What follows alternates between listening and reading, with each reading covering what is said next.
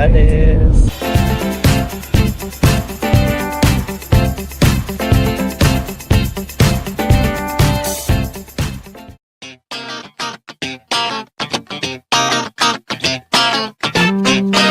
Dito na po kami sa Catanduanes. Catanduanes naman ngayon. Hi ma'am. Welcome sir.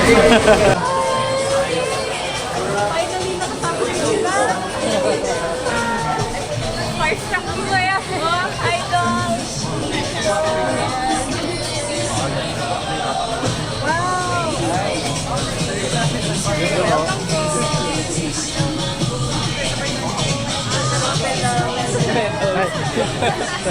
Wow, finisher!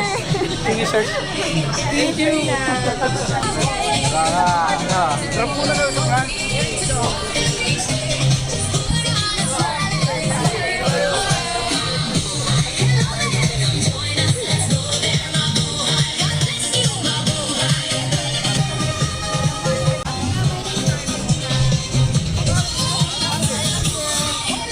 Masaya dito guys. Very warm yung pagkakasalubong nila sa amin. Daan tayo guys sa Starbike branch ng ano to, Virac no? Yes, mabira. Yeah, Virac Catanduanes.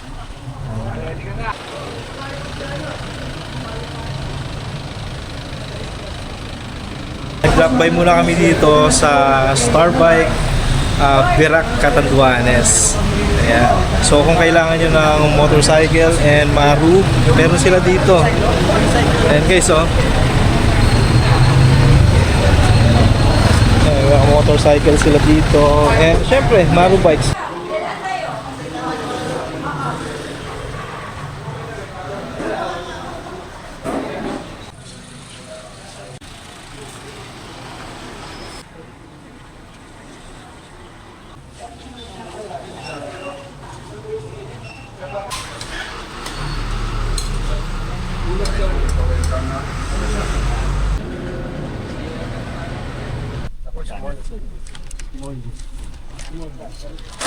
Ganyan. Yung ganyan po na t-shirt. Parang simula pa. Small na lang po. Simula lang. Ano? I-restore ito ng mga 2000s, mga mid-2000s to become the provincial tourism office. Dito sa side na ito, mag-picture na yun. Yung road na yan, along the sea, mahaba yan. Yeah. Tinitignan ko, akala ko, ano ba?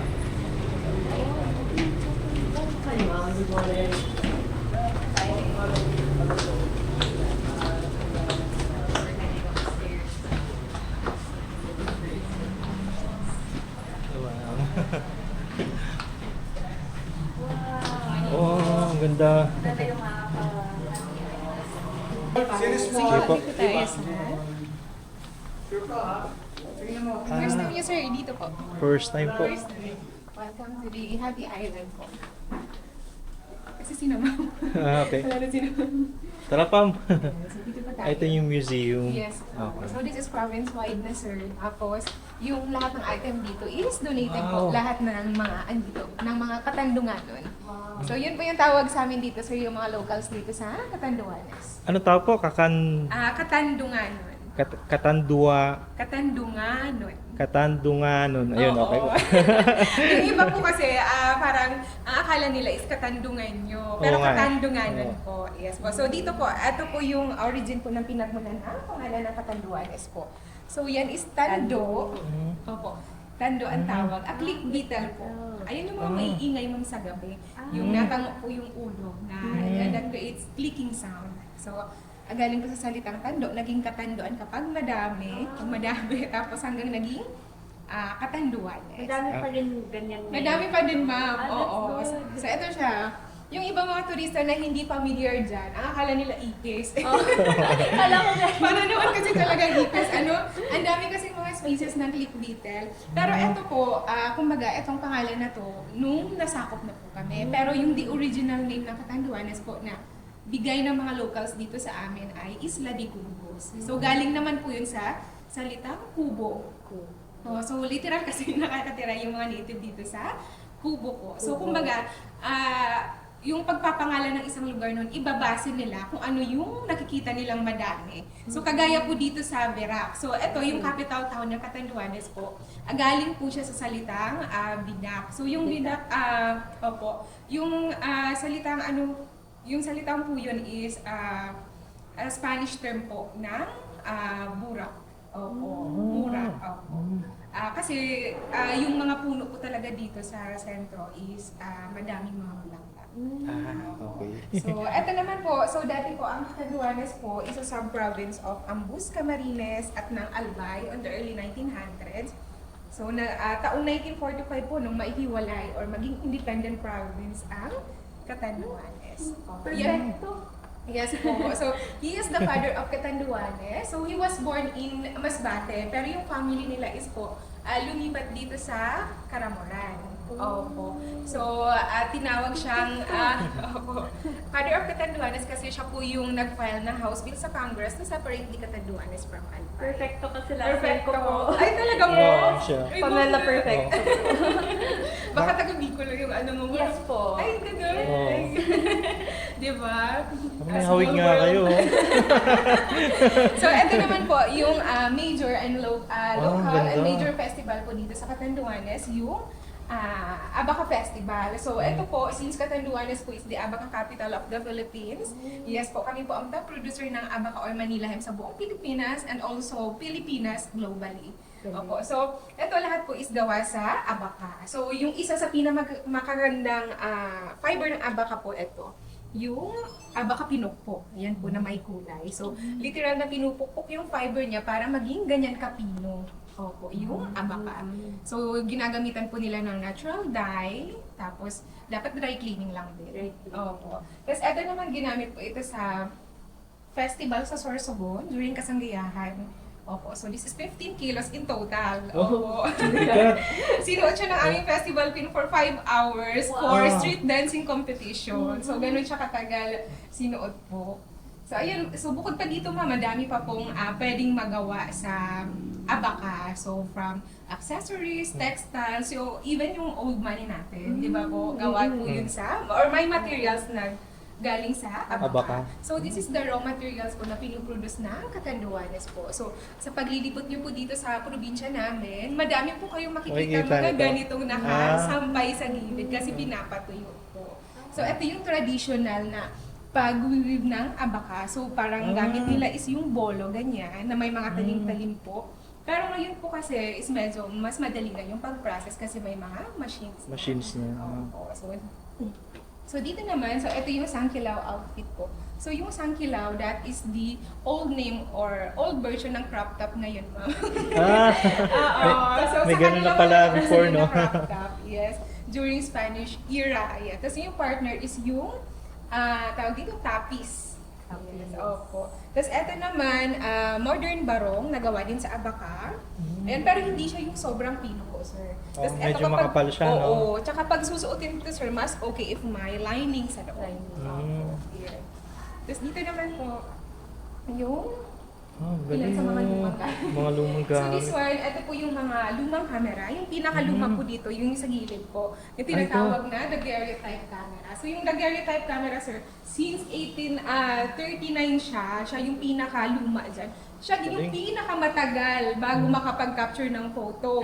Kailangan mo dyan tumayo ng 30 minutes bago ka makuha na ng picture. Oh, ganun siya katagal. Tapos ito naman, ito yung kadalasan ginagamit sa cinema. Tapos ito, ang purpose nito, dyan po tatalukbong yung photographer para ma-adjust yung lightning or yung brightness. Yung brightness. Tapos saka siya, pukusok tas puputok pag nag-click na. So ito naman yung latest na dito. So dito naman, so we have mga plancha di ule.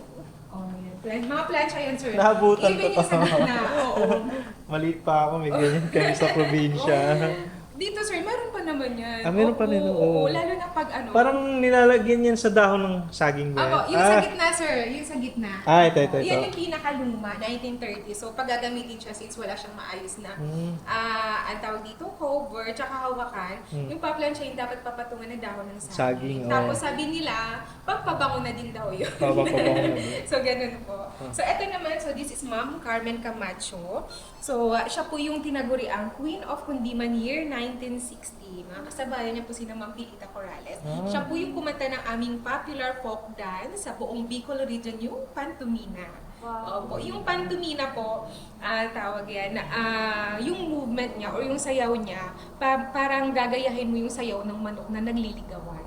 Oo. Kaya may kadalasan, ganun. kaya kadalasan maririnig niyo yan, sir, sa mga kasalan. Kapag tinugtog yun, sasayaw yung bagong kasal na mag-asawa, tapos doon sila sasabitan ng pera. Yung prosperity galing, dance. Opo. Yung traditional way na pagsasayaw ng Pantomina, sinasayaw po yan sa bani.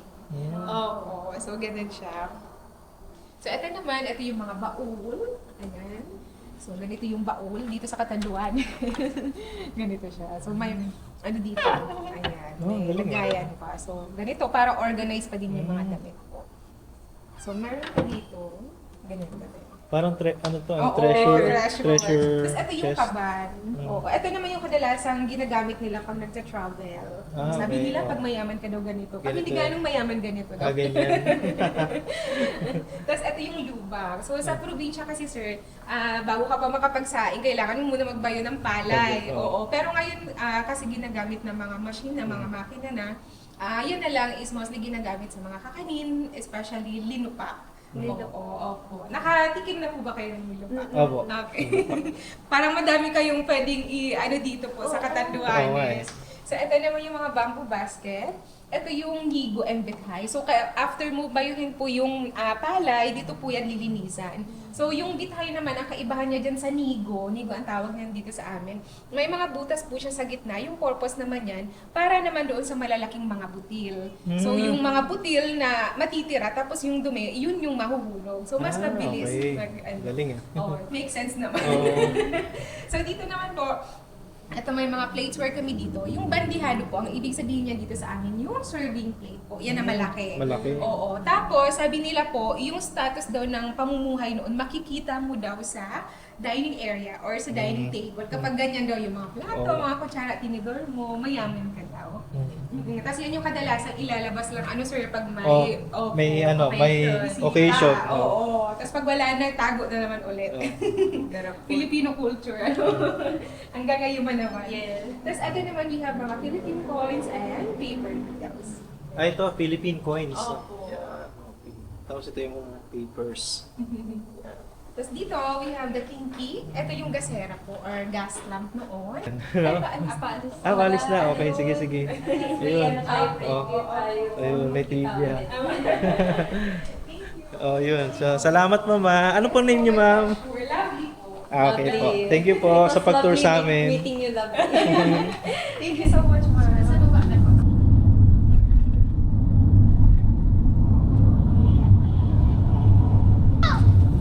Napadaan tayo dito guys sa Payo, Catanduanes, and nakita natin meron sila ditong market. Ayan o, Panganiban Market. Check natin yung loob, check natin yung mga food. Tara. Sana naman ka.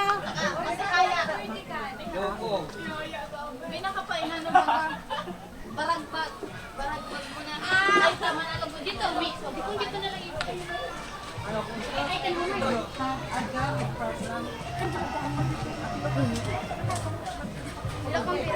Panganiban Seafood Hub.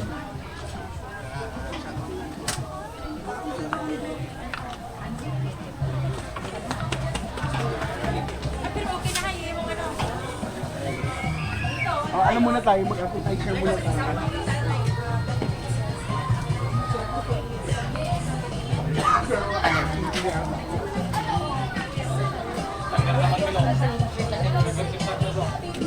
Tinigan doon ang daan.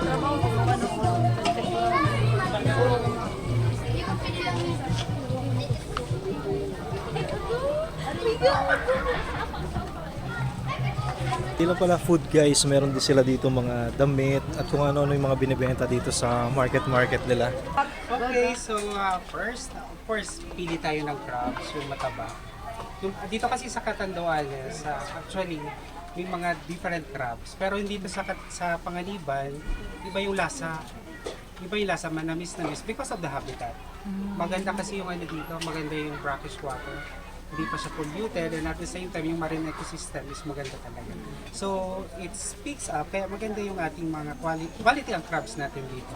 So, after malinisan, hindi ko na pinakita kanina, tinatanggal yung ano dito, pinapatay of course.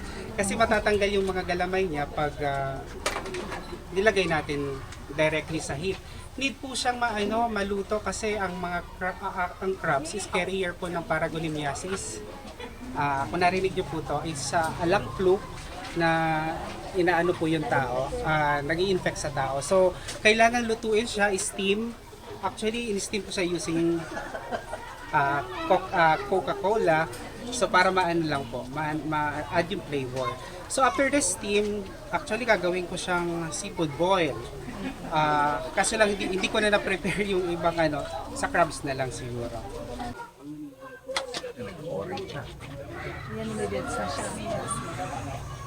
Need natin siya maging ganyan yung kulay, as in red na red, para luto. Then mamaya, lutuin natin sa sauce. Happy birthday, celebrate! Ano tayo? Happy birthday to you. Happy birthday to you. Happy birthday, happy birthday. Happy birthday to you. Isa pa, wala akong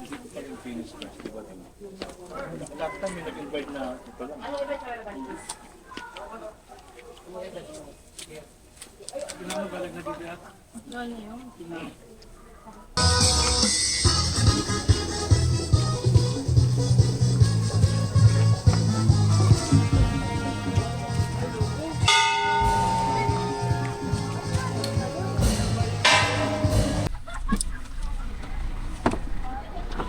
Stop over muna dito sa SMRP Resort.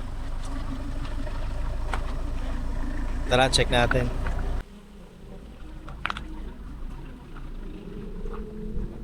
Oh, ang ganda oh.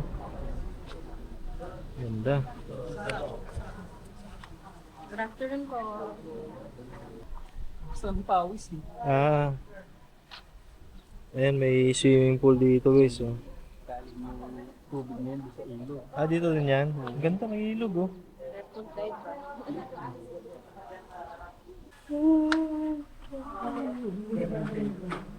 Mga souvenir. Ito. Check natin yung baba.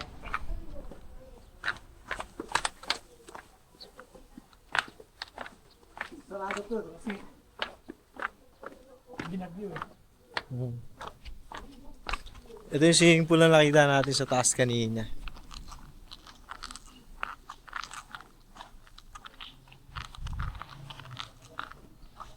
Sigurado, sarap dito tumambay paggabi, malamig.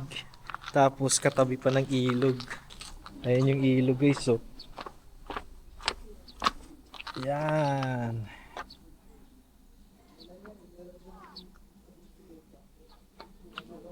Ay, may mga naliligo pa dun.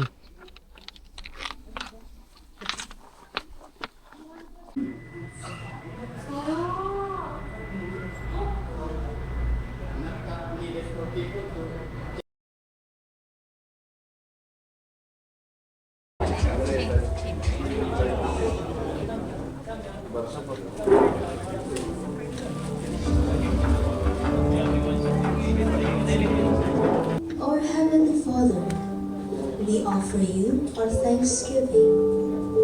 We thank you for everyone gathered here today.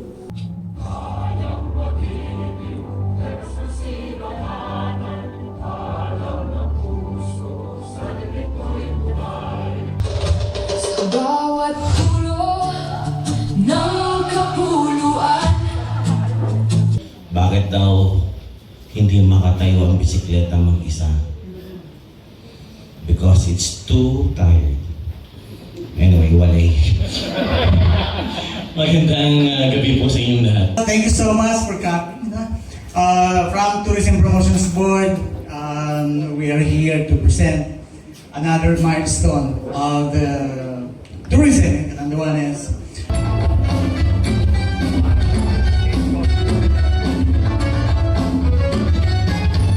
Good evening sa lahat.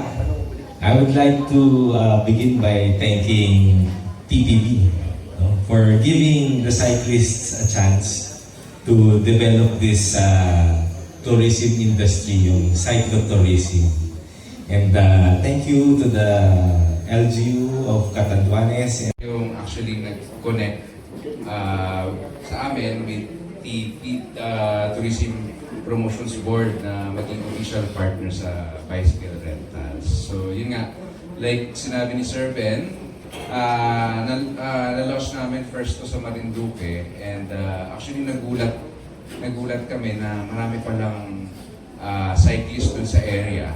So with this kind of activity, nagkakaroon ng activation before, hindi natin napapansin na meron palang mga communities na mga cyclists na game sa ganitong activities. To our respected Department of Tourism Region 5, Director Sir Herbie Aguas, to our Provincial Tourism Officer Ms. Carvel Garcia, and to the distinguished guests from the Tourism Promotion Boards, headed by Sir Cesar Villanueva. As we come to close the first part of our program, kasi we will still have the press conference after this, allow me to extend our gratitude and thanks to the people who made this event possible. Of course, we would like to say thank you to the Tourism Promotions Board. Makikita yung mga kinukuha natin. Sir, dito ka. Sir,